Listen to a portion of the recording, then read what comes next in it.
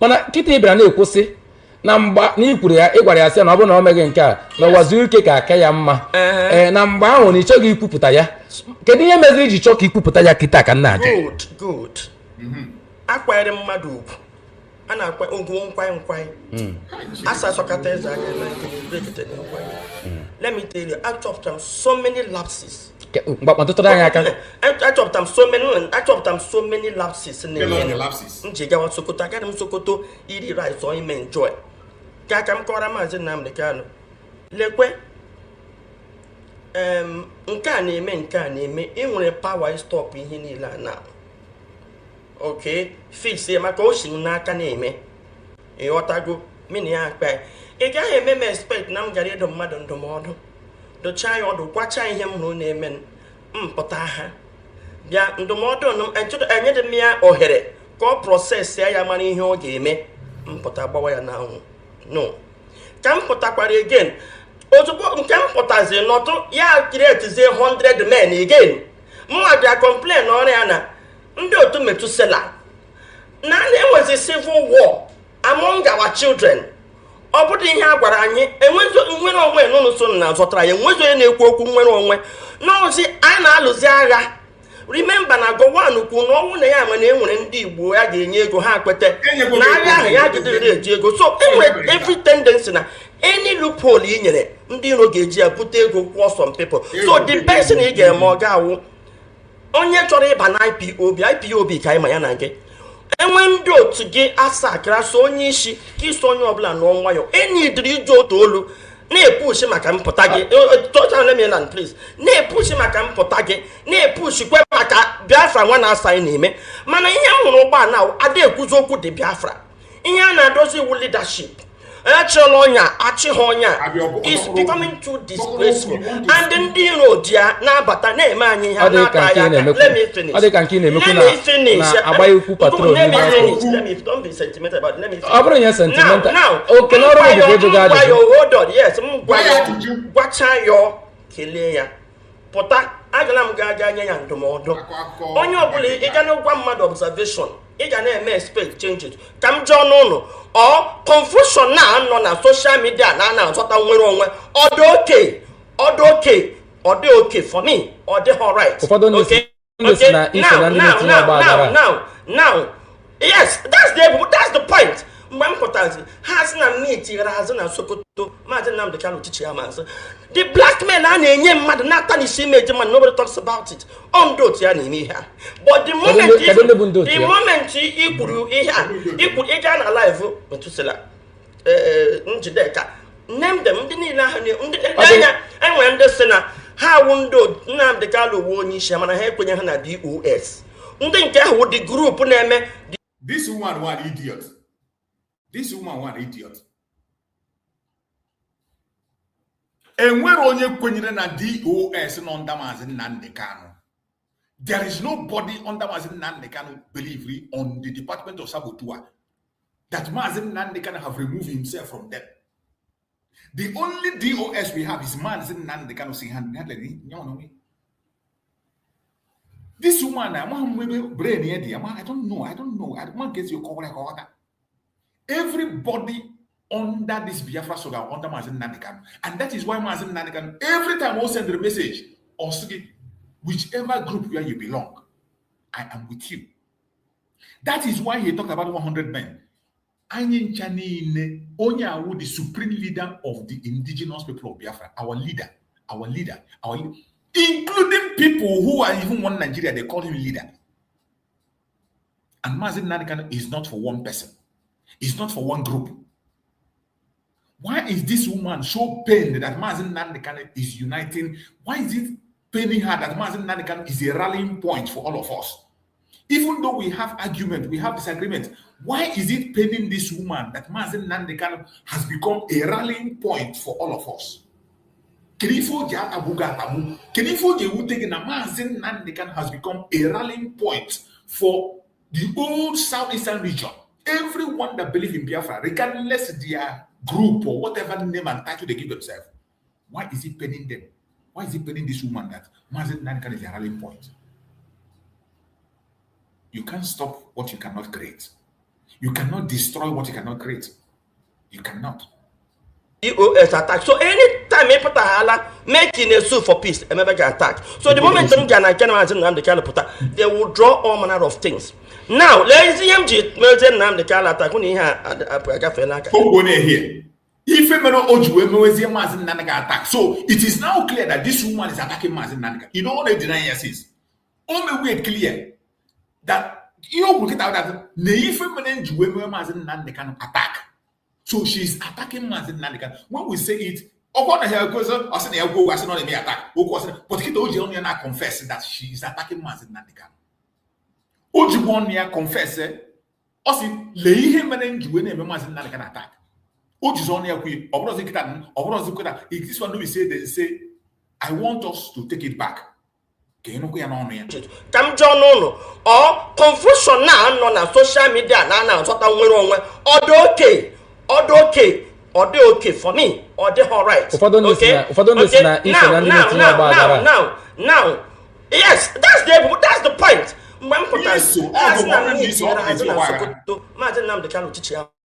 The black men are nobody talks about it. But the moment he could alive to sell Nneka. Name them, and when the sinner, how won't do Nnamdi Kanu won Shaman help when you have DOS.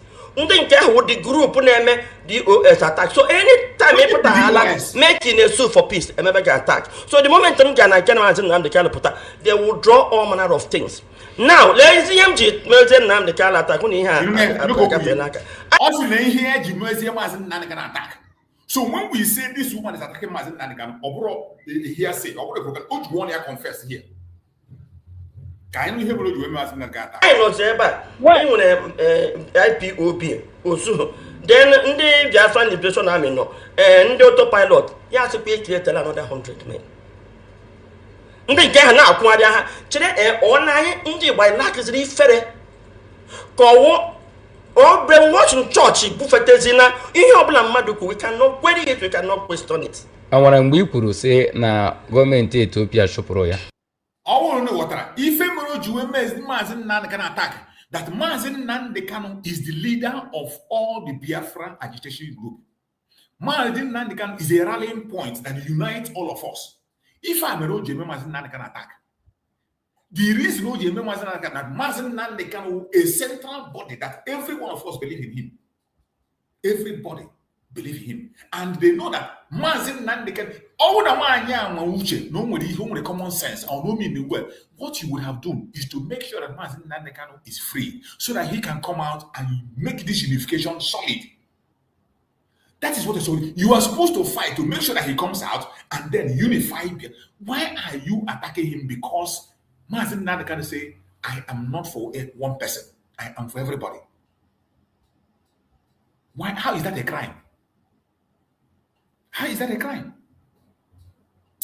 God have mercy. Well, in your life, in your own, I say more to prayer. Yes, I'm a master to remember that thing. Or the federal government about Ethiopia, I go. Unless more news, unless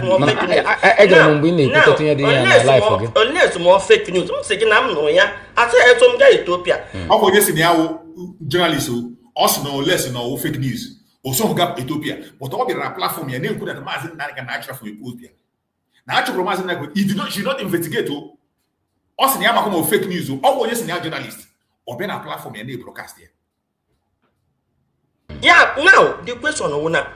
Agwa Mazen na him do a meta analysis so Agwa Mazen na they can lawyer agwa mbem na me interview na ha wetre intel na actually may arrest near cross African country ya hapu ga Europe obi na Kenya 1 year onya saga to African country see my annoyance this propaganda na ebu ozugbo emere ya arrest ihe ozo na no ndị DOS no ifanyoba emani ihe so ni ihe fogburu ifanyoba aso play na ifanyoba ka ejiga gabuta Mazen Nnamdi Kanu aso on the southeast governors aso one year why destroying other people's image then it was only the queen and so na the struggle journalist Kono hoya kono we. My brother, all the way. Anu rumors. Kono propaganda ko bi opore.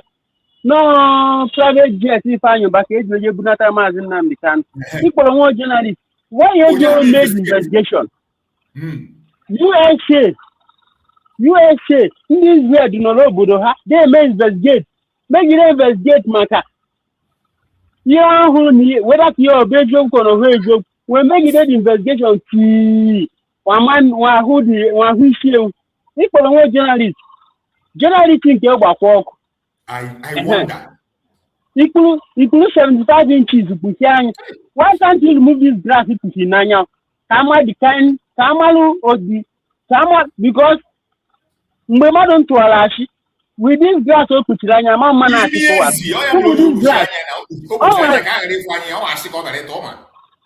Omalu Nihu Tukunihu Madu. Niani no Akona Shibenona. That's what you put this 75 inches to Tanya. You a plan. If you go general girl, if you go bunjo no weko, na go one cool. No man and the same akugo Mazi Nnamdi Kanu. Then if you need Igbo, where did go Malama na that thing got destroyed. All get destroyed, my brother. Not got destroyed. Igbo organization, table not today. Chiefs, Igbo Youth Council, table not today. I will issue one. Good on yourself, no way being on themselves. Igbo woman leader, Igbo something like that. Igbo nonsense. That organization, Igbo issue one today.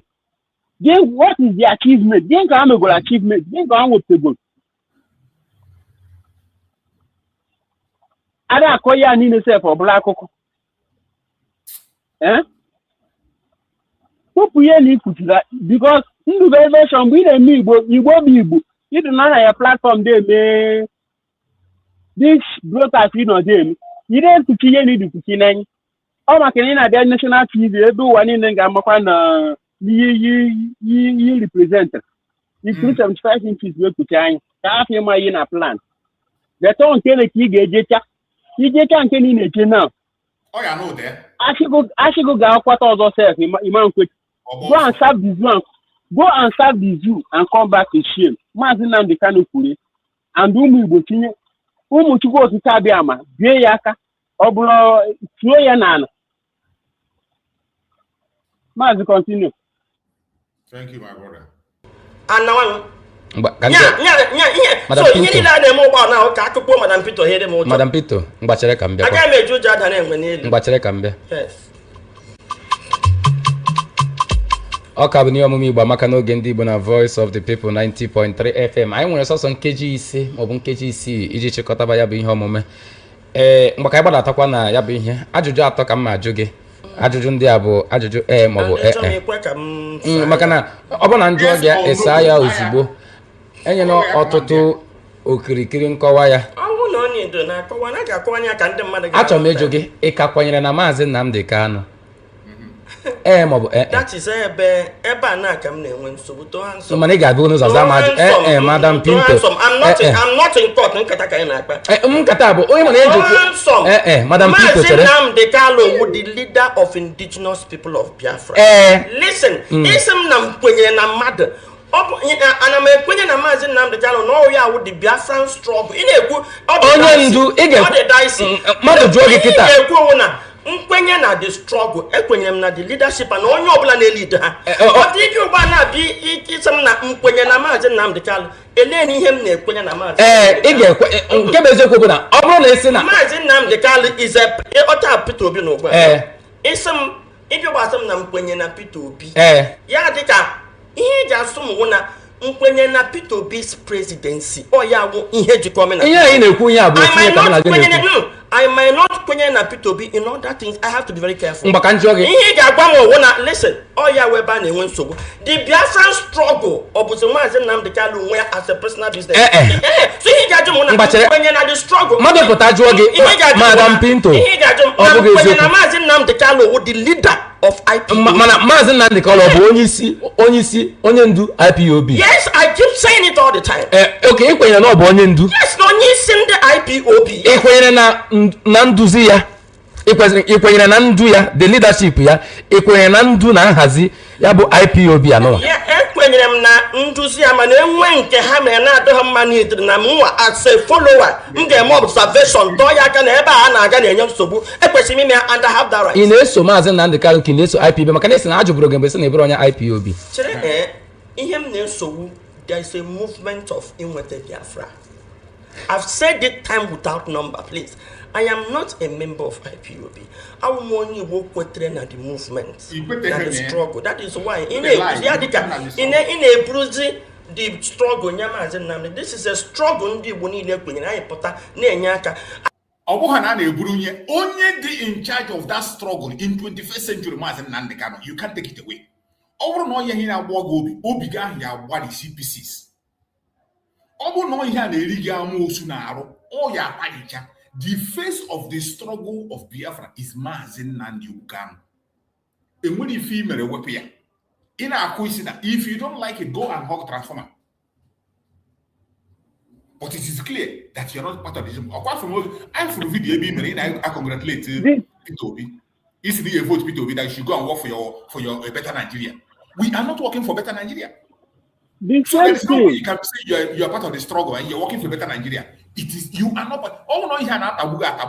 Namazin Nnamdi with the face of the struggle. You want to this, you cannot, and you have exposed yourself. You may go a video sitting in fighting for one Nigeria. You are praying that God should help you to build your one Nigeria. That IPOB is your hope. Why are you disturbing us? Why are you putting us down? The same thing this woman na-ekwu now. Ọ bụ na Maazị Nnamdi Kanu ga-eweta Biafra ka Biafra have Ekpa. So many people have said that.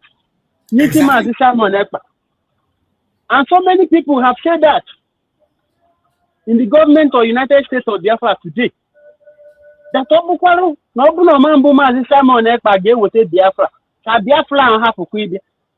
And they are fighting against it till today. Mụ na na-abụ na-ekwu okwu a. And so many of them are there on social media. Talking all sorts of nonsense. This woman no kwalo here. Nigeria paid agent.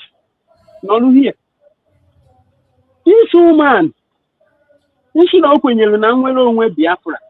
Onwe bogokwe any day. Have she ever one day called Bianca Ono out? Or come away. Have she ever called her out? Oh, for the corner, if on our you Bianca Ono now. The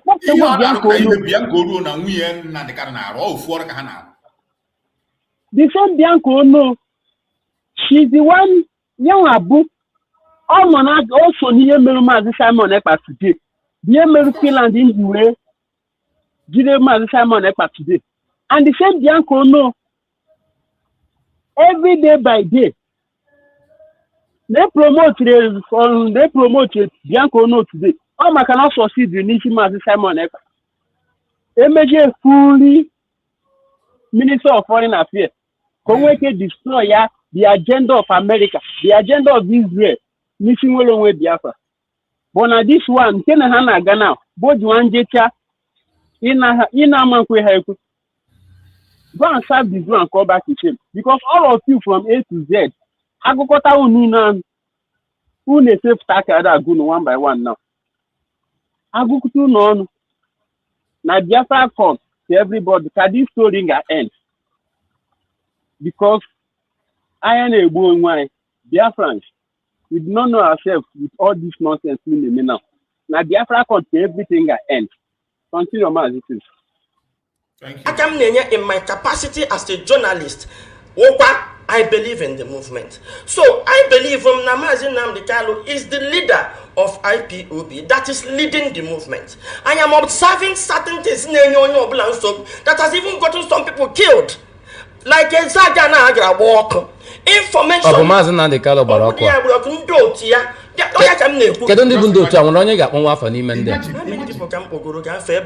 like onye nke m sugu na-adọsasị ESN ukonye sị na ya ekweta ha na leadership of IPOB na ya ekweta na Nnamdi Kanu then go to the ESN now that might be something that you see how she's dacting Maazị Nnamdi Kanu. No Maazị Nnamdi Kanu you walk about something in the military, even in the video interview ndakwa na Nnamdi gbara before ọkụ. Ndami confront your before. You see how evil this woman is.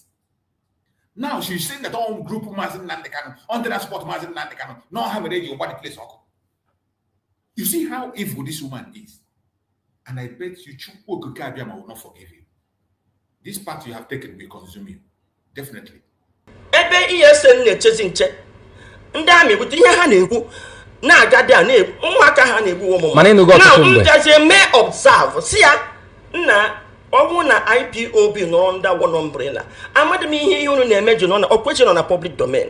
Ọ kwesịrị imechi izu oji ka ije ya ndị otu unu. Unu na-arụ ọrụ nke social media nụnwa. Unu nọ na public let me tell you. Federal government, they need to spend ₦1 to investigate IPOB. Everything about IPOB.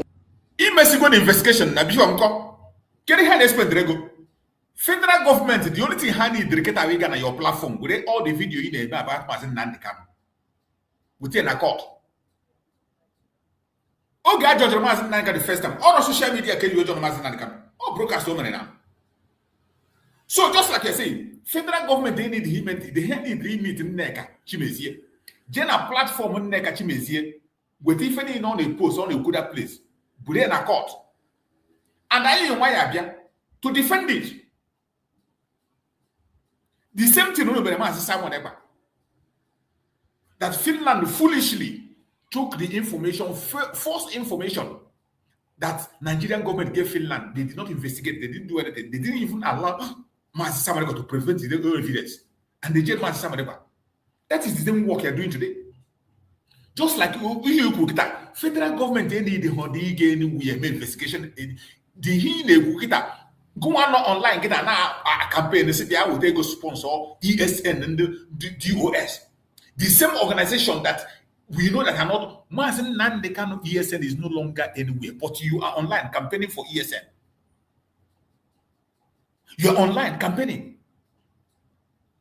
So they don't need any investigation. Or just say we program in there, make a program where KDD will get a court to prosecute Mazin Nnamdi Kanu. You think we are dumb? We are not dumb. That is why we are here to counter every nonsense you are saying. Is in the public domain. And now, in the public domain, if ESN the same public domain. Now, boss to have Madam Peter, we put a web out. We are not anything. Kajin why you so here. If put a web out to Tumbe, so what was it? Open a Mazin and the Kala put a go to Tumbe, was in an IPOB and I gave mother. No wagi IPOB eji ma eji ga-egbe na onye ọbụla pụtara na-egbu mmadụ abụghị onye IPOB na wagi onye nyere ntuli aka kedụzikwa gị ji si na ndị otu Maazị Nnamdi Kanu bụ ndị mere nke a na Ezeagụ ma bụ ndị na-ekwupụta nke a I think you are trying to ask him if to ham some kwarago we he kwuru. Don't deny. I love this guy. This guy did excellently well in this, even though he is not part of agitation. I'm still angry with him, but he did well. He did well. Don't wait to go on to here after Kona. If I am more, the IPOB and Hebrew money, the agitation and Hebrew money. If you no Nigerian government, can you measure now? Now programming fine and make it equal. Now the Otumas and Nnamdi Kanu Jiri now upon a house. This year. If I can do Hamson Najib, it would easy Nana. You know what me bored here. That's a report on Lamia. Now report on Ezag, and equally you will allow me to explain it. What I am. Oh, where one Ndami Barada village. Good. Kidnap or one girl and so many things, man. I'm doing Fulani herdsmen attack regularly. Now, Rona November, under IP, or the Kahachi post, they'll just post. Ebehan, the fly and in store. And I Monon, I know one, I bet a Kunga, but I want na farm. Bakanda got from that Johanna farm. Then went back to farm. And Johanna came one and that one, Una home no has some. On I got from here, I have grown away. Yes, yes, no, in any men. So, no. You see this woman, remember that one Yamarakwanda ESN. This woman said in her own man, the one on the ESN. The people in our report as ESN, you don't know who they are. You don't even know whether if they are vigilante. You don't even know if they are Liberation Army or another group. You don't even know if they are another group or people that organize themselves to defend their land. You don't know. But this woman will always come out. She has no clue about what she's defending. That is my whole annoyance. And now and use it to use it now to blackmail the people that are supporting Mazen Nneka.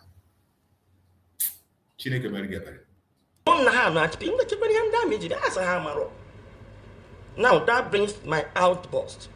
On Monday, Nneka onye na-defend the man also na ndị 100 men ahụ or something.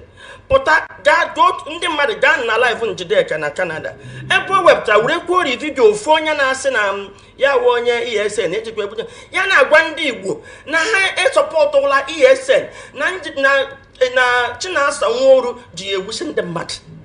That was my outburst. The nuisance, all nuisance. It's too much. Correct it. People did not even ask. Why are you about the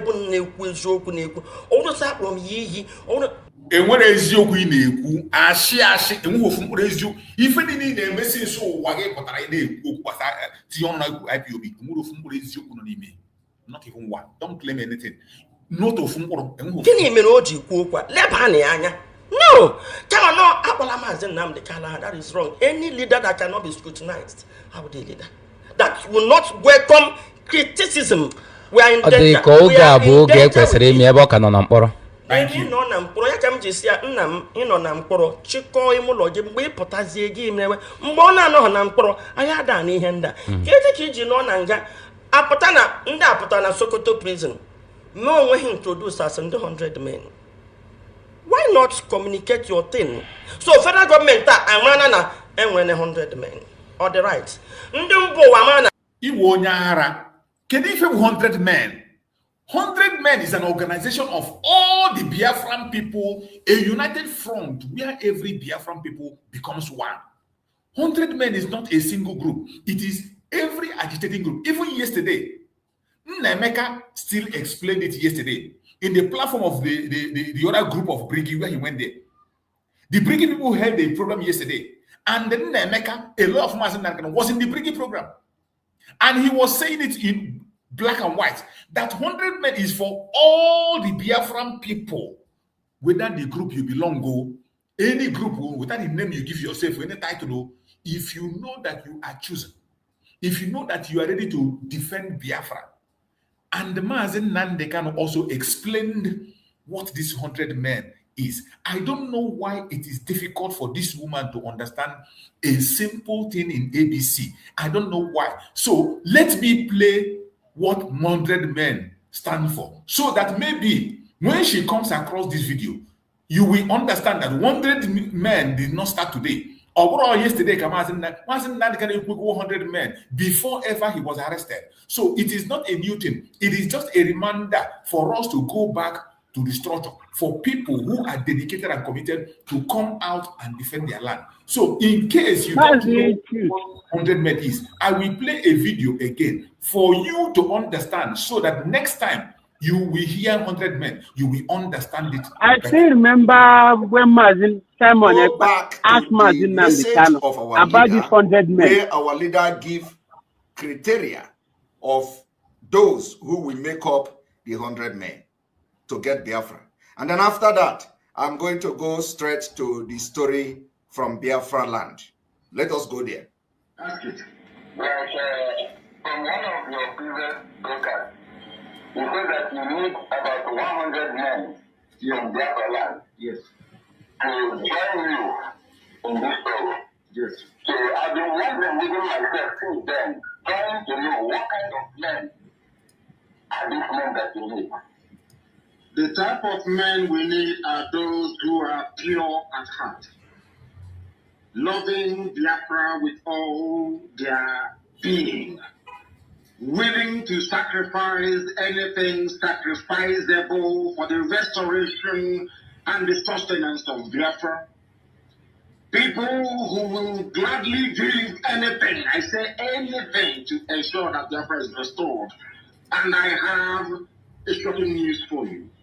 In all the years that we have been agitating for the freedom of our people, I have not found up to 15 people who are the way that we are. who are willing to sacrifice everything sacrificable to make sure that Biafra is restored without enmity, without rancor, without greed, without jealousy, without any personal interest. We have been fighting for years. I'm telling you, in all my life, I have not come across up to 15 people that will do anything for Biafra. Never have not. And Chukwukika said, until there are 100 of you, nothing will happen. I need minimum 100 of you that can dedicate and give anything for Biafra, and then you see Biafra come. Then we are pushing for that and praying for that. And this year, we are going to make very serious inroads that I can assure you. So if you are one of those who are prepared, I want you to, the analogy, the simplest analogy is like the disciples that followed Yeshua in the New Testament. Yeshua said to them, you must abandon everything. Everything, even those of you who are fishers of men, you must abandon everything you're doing and come and follow this very ministry. Come and join this very gospel. That is the mindset that people will need to have. It doesn't matter how poor you are, how wealthy you are. You must be prepared. I'm not asking you in the physical to abandon everything you're doing, but in the spirit, your mindset has to be such that you are willing and prepared to abandon everything in life and to sacrifice anything, sacrifice therefore, to get Biafra. Those are the people we are looking for. That is the 100 we're talking about. So there are some people who serve IPOB in various capacities. We have officers, both junior and senior. That doesn't mean they meet this criteria. This criteria is meant for the, I don't know, let me not say it live, okay. That's when the time comes, you know. And thank you very much for your question. I welcome it and I love it. Thank you very, very much. If you have called us before, This criteria is the reason all the people, the criminals in the DOS must go for Biafra to come. Our leaders have suffered, have endured, and suffered so much until now. You have heard it. You just heard that very word from Mazen Nnamdi, and he made it clear in ABC that for you to be part of that 100 men does not mean that you must have a rank in IPOB.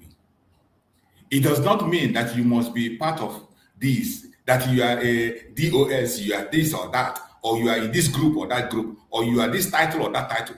That is not what qualifies you. That does not qualify you to be part of the struggle. That does not in any way qualify you. But those who are born from their mother's womb, those who are born from their mother's womb to engage this battle, they are the ones who are part of this 100 men. And this woman is talking trash. Let's round up. Or the right. Okay, and when they want them to sell it, I has no how I can take over from DOS. SDOS. Now head take care over. Now, the next time I go Biafra. The Biafran war is now among us. You are the war. The only person that created that war, Nneka. You are fighting the war yourself without any problem. Every group that is under Mazen Nnamdi has no problem. As long as you identify with Mazen Nnamdi as a leader, you can have different opinion. You are entitled to opinion. But the unity of purpose, the symbol of unity of purpose is Mazen Nnamdi. There is no law that says every one of us must have the same opinion. There must be different opinions. People can pass different ideas. But our rallying point is Mazen Nnamdi. If you have a problem with that, go and die. But it's not easy to handle. Once once they put a disassociate to from autopilot na Biafran liberation. Because that will not happen. You want Mazen Nnamdi to deassociate himself from Biafra struggle. It's not going to happen. This is why they are fighting Mazen Nnamdi, that he doesn't want to deassociate himself. He doesn't want to remove himself from Mazen Simon Ekpa. He doesn't want to remove himself from the struggle. He is still fighting. And you think it will never happen. Even when Mazi Nnamdi was in the court, they tried it. In the court, he shunned them. That is why today you join Ikongura. Ikongura said that if Mazi Nnamdi did not attack Mazi Simon Ekpa, he would attack him. And that is why you're attacking Mazi Nnamdi today. The same thing is what you are doing. Because Mazi Nnamdi have refused to detach himself from the original people that are fighting for his freedom. That is why you're attacking him. And I bet you can try as much as you can, but you will fail. I mean, kind of shock. No, how to work bank panalibo.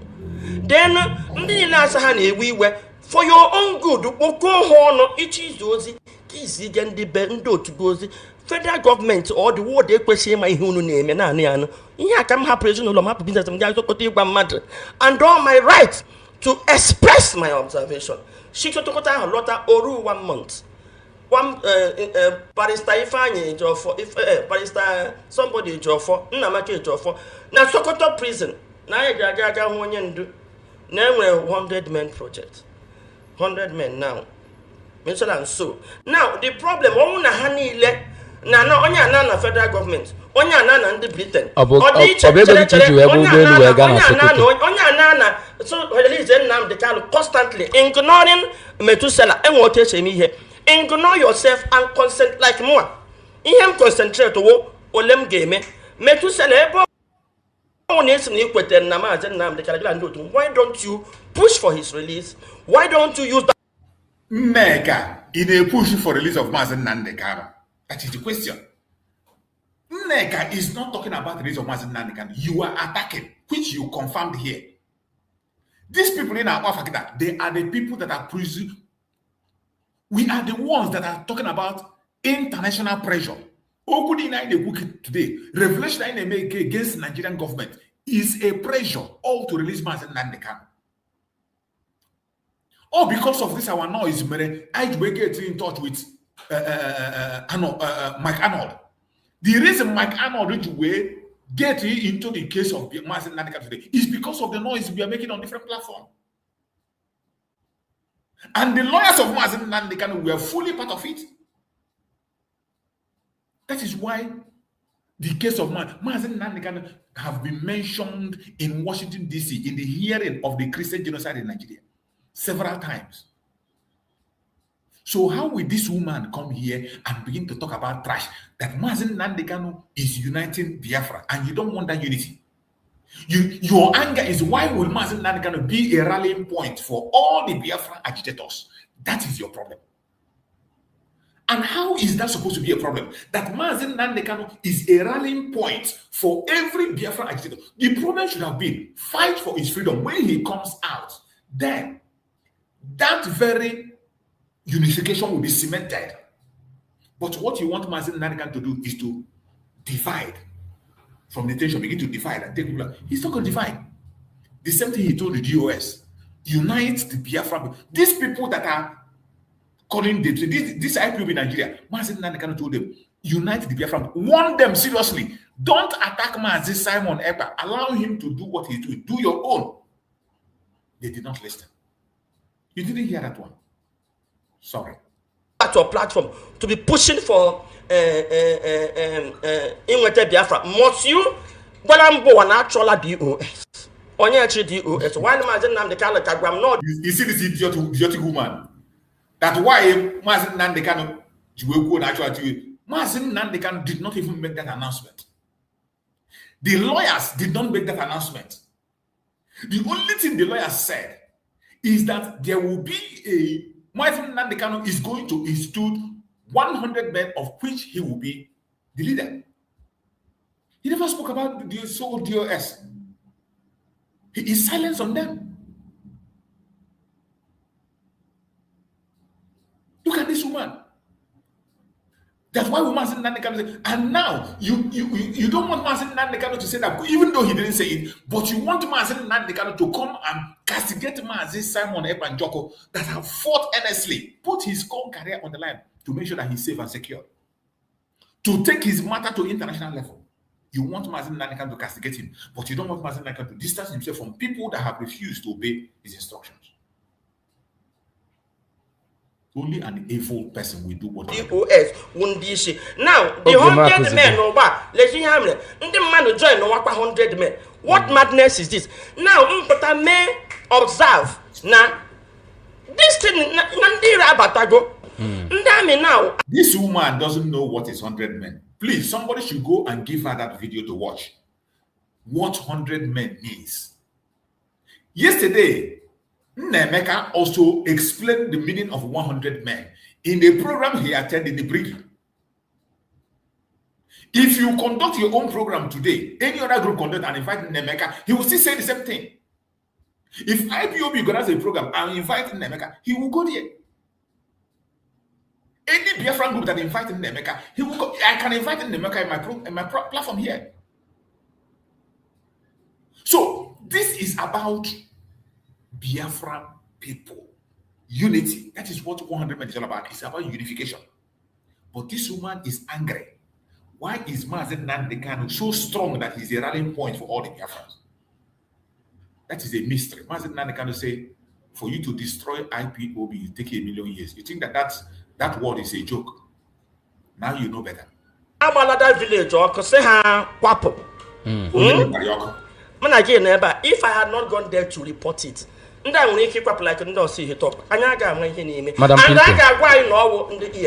Peter, oge makuzugo n'ebe a mana otu nkeji ka ị ga-eji maka na oge akuzugo o nwere ike n'izu ụka na-abịa abịa anyị mee agba nke abụọ na ya bụ ihe otu ajụjụ ka ị ga-asa kịta ka ọ dị ugbu a n'ihe ndị a niile kedu ebe ịkwapụ ịkwụ na Maazị Nnamdi Kanu ka ya pụta duru IPOB mee ka enweta Biafra ịkwụ na ndị nke DOS ịkwụ na ndị autopilot ịkwụ na Liberation Army ịkwụrụ na Kalụ nta na nchịkọta okwu gị n'otu nkeji biko ọ gafe n'otu nkeji kedu ebe ịkwụ oge m akụzugo ihe m kwụrụ na anyị na-achọ inweta nwere onwe and anyị kwesịrị na ọkwa one umbrella. A house that is divided against each other cannot stand. So ihe m na-ekwu na anyị agaghị asị na anyị na-enweta nwere onwe mezi abandon the nwere onwe na-alụzi the civil war among us. That is why m ji call attention Maazị Nnamdi Kanu. Otu niile a na-akpọ gị aha nke nọ na the middle and they nwere the right and power to settle it because their actions and ihe a na-ekwu na-eme affect ndị nọ n'ụlọ eji egbusi ndị mmadụ eji enye ndị mmadụ nsogbu. Ezago is one example. Na ndị otu gị n'ebe a na-eche ha nche dị mma onye otu gị abịakwasịkwa na ọha na-egbusi ndị mmadụ is conflicted. So chịkọọ otu gị ọnụ ka hapụ igbusi anyị ka anyị niile nwee ike iji otu olu na-ekwu anyị were otu olu na-ekwu enwe ike put pressure on federal government. Then ị na-asị DOS wụnụ leadership Nnamdi Kanu nke Nnamdi Kanu so isi m na mmụọ kwenye na DOS ya wụ na m ekwenụ na the struggle ma ekwe na Maazị Nnamdi Kanu also na DOS wụ leadership IPOB anọ ya. This woman, you are an idiot. You are an idiot. That is not what Mazen Nnamdi Kanu. You are an idiot. Mazen Nnamdi Kanu told you that DOS members have compromised.